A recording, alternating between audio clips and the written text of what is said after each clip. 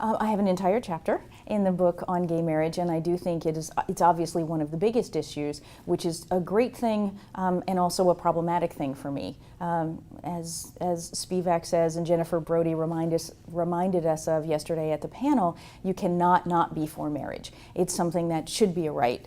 And while it's incredibly important to a great number of people in our community, people who want that recognition and deserve that recognition, people who have healthcare issues, people who have child care issues, people who have inheritance issues, immigration issues. Tim Miller is really wonderful in speaking on this point. It absolutely should be available to us. But what I feel is that we've focused almost exclusively in the last decade on things like marriage and military reform. And that does not speak to all members of the community or communities of queers. And it leaves a lot off the table. You know, it's about assimilation, and not all of us are interested in that. Not all of us are interested in a politics of respectability. And there are many other issues we could focus on: the environment, the anti-war movement, healthcare, reproductive technologies, all kinds of things that should be on the table. We should be, in my humble opinion, working more on coalition politics, on issues of intersectionality, forming alliances with other groups. And it shouldn't just be about what benefits us, because what benefits us often comes at a terrible cost to other people.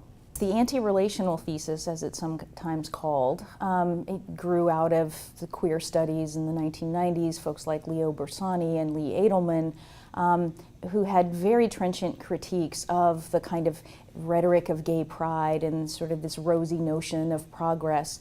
And, you know, in the height of the AIDS movement especially, that did not seem to be the most suitable form of rhetoric, or even the most interesting form of activism, because at that time there was a lot of corporate sponsorship. It's more like the gay pride lifestyle committee at that point. You know, politics had kind of taken a back seat.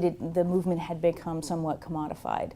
And so their critiques offer an interesting way to rethink notions of progress. And but for me, even like Jose Munoz, I'm a huge fan of his work. We can't cede futurity. We can't give up on that project. I'm interested in the future. Even if we have theories about why the rhetoric of the future is problematic and why progress is problematic, it doesn't mean, you know, it's not a real part of our lives. And I'm interested in queers and feminists and the projects that are about reimagining what life could be like for us. I'm interested in utopian projects that may never come to fruition, but that give us ideas and allow us spaces to rehearse other ways of being in the world and other ways of being with people. That's not something I'm willing to give up on. I'm all for being entertained. I'm all for being provoked. I'm all for being shocked. I think theater has many functions. It can be instructive to audiences. It can be cathartic and healing in terms of truth and reconciliation commissions. It can be a way of calling out politicians when in a nice aestheticized environment where some people might get the message, but the status quo remains ignorant, because it allows people a forum and a chance at solidarity to strategize. I think there are a lot of functions.